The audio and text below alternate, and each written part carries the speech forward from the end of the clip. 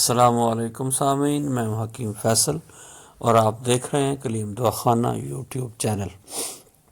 آج ہم آپ کے لیے ایک ایسی نایاب چیز لے کر آئے ہیں کہ موت کے علاوہ ہر بیماری کا علاج ہے جی۔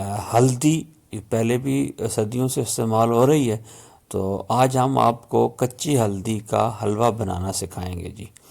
اس کے اندر پوٹاشیم، کیلشیم، فولاد، وٹامن اے، بی، سی، ای اور بہت طرح کے منرل ہوتے ہیں جی۔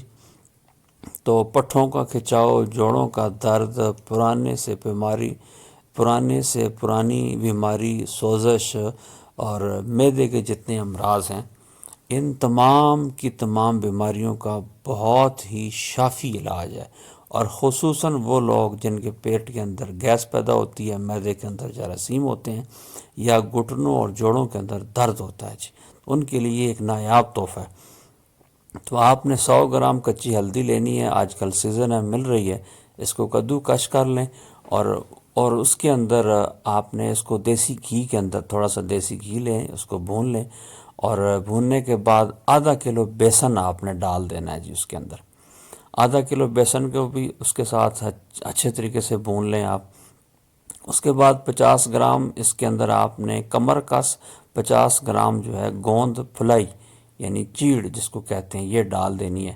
بادام، چینی اور پستہ وغیرہ اس پہ ضرورت آپ ڈالیں، اچھی طرح سے بھون لیں، اور آخر کے اندر اس کے اندر جب یہ بھون جائے، تھوڑا براؤن ہو جائے، تو آدھا کلو آپ نے دودھ ڈال دینا ہے جی، آدھا کلو یا 3 پاؤ دودھ ڈال کے، جیسے معروف طریقہ حلوہ بنانے کا، وہ حلوے کی طرح گاڑھا ہو جائے، اتار لیں، اور روزانہ جو ہے 1 پاؤ کھا لیا کریں جی۔